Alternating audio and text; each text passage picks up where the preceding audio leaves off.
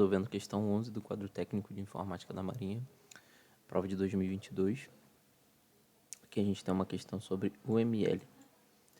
Então, segundo Pressman, sobre os diagramas da UML, assinale a alternativa incorreta. Então aqui ele fala pra gente: um diagrama de classes fornece uma visão estática ou estrutural do sistema. Ele não mostra a natureza dinâmica das comunicações entre os objetos das classes no diagrama. Então essa alternativa aqui está correta. Então essa aqui já não é. Então o diagrama de classes aqui, por exemplo, a gente vai poder... Imagina que a gente esteja modelando um sistema de biblioteca. No diagrama a gente vai representar, por exemplo, os livros.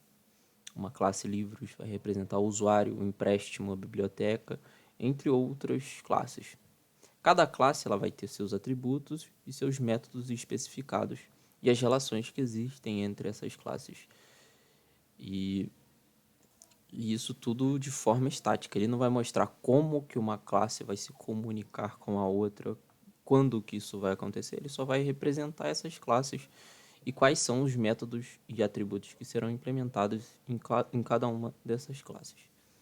Seguindo aqui, o diagrama de atividade mostra o comportamento estático. Então vamos lá, diagrama de atividade.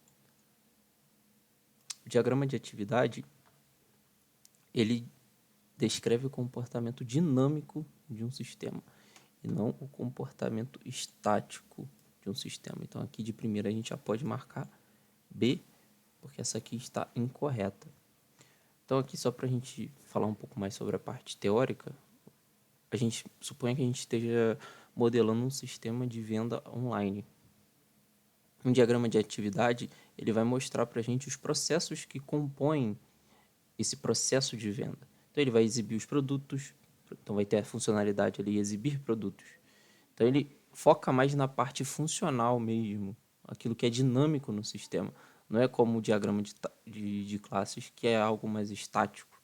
Então, diferente do diagrama de classes, por exemplo, aqui é o diagrama de atividades, ele vai mostrar realmente o que a funcionalidade vai fazer. Então, por exemplo, você vai visualizar os produtos. Visualizando os produtos, você vai adicionar um carrinho.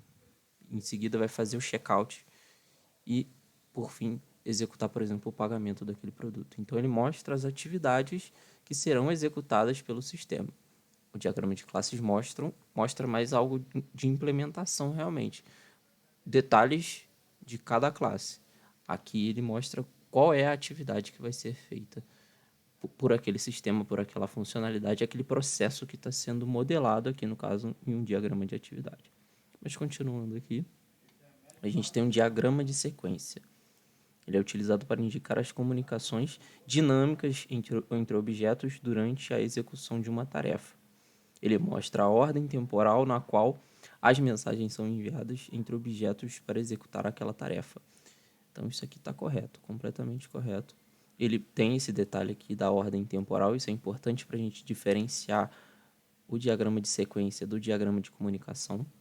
Então aqui, onde que a gente pode utilizar um diagrama de sequência? O diagrama de sequência ele pode ser utilizado para representar a interação entre um cliente e um servidor, por exemplo, em um sistema de chat.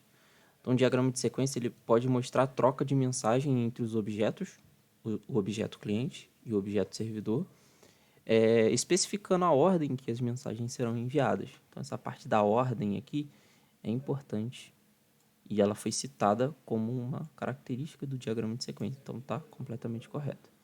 O diagrama de comunicação fornece a indicação da ordem temporal das comunicações, mas dá ênfase às relações entre os objetos e classes em vez da ordem temporal. Então aqui ele pode ter, esse diagrama de comunicação, ele pode indicar a ordem com que as funções estão sendo executadas.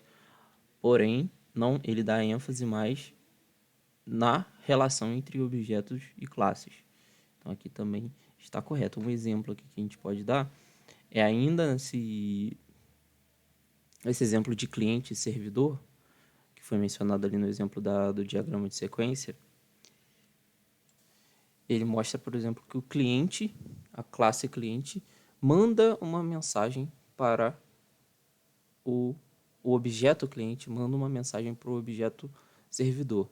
mas ele não se preocupa, por exemplo, não dá tanta ênfase na ordem que essa comunicação vai acontecer. Então ele mostra somente como, diagrama de comunicação, como os objetos irão se comunicar, independente da ordem. Um diagrama de sequência, como o nome diz, é importante que a gente tenha a sequência, a ordem com que serão executadas as funções, as tarefas daquela determinada funcionalidade. Em diagrama de estado, modela os estados de um objeto, as ações executadas dependendo daquele estado e as transições entre os estados do objeto. Então, diagrama de estado é basicamente isso que está descrito aqui. Imagina, por exemplo, que você esteja modelando de alguma forma, um exemplo bem abstrato assim, mas imagina modelando um sistema de semáforo. O sistema de semáforo ele vai ter vários estados. Então, por exemplo, quando o estado do semáforo for verde, a duração de tempo vai ser, por exemplo, 60 segundos. Mas quando ele se encontra no estado vermelho, ele vai demorar um pouco menos para garantir, por exemplo, dependendo da aplicação, para garantir o melhor fluxo de trânsito. Então ele vai acumular mais pessoas na faixa de pedestre, quando liberar essas pessoas atravessam, mas o fluxo de trânsito é a prioridade, então é mais tempo. No estado verde, ele coloca 60 segundos, no estado vermelho ele coloca 30 segundos. Então ele especifica, ele modela o estado de um objeto e as ações executadas dependendo do estado e as transições entre o estado dos objetos. Então ele mostra também a transição, por exemplo, entre o estado vermelho, num sistema de semáforo vermelho, aí o amarelo, depois para o verde e vice-versa. O verde ele passa para o amarelo, enfim.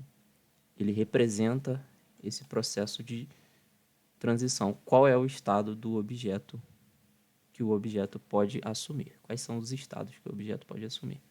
Então aqui a alternativa única incorreta é esse de atividade, porque ele fala que o comportamento é estático, sendo que o de atividade ele mostra, a gente pode dizer que ele mostra as atividades que o sistema vai executar ali, que uma determinada funcionalidade vai executar.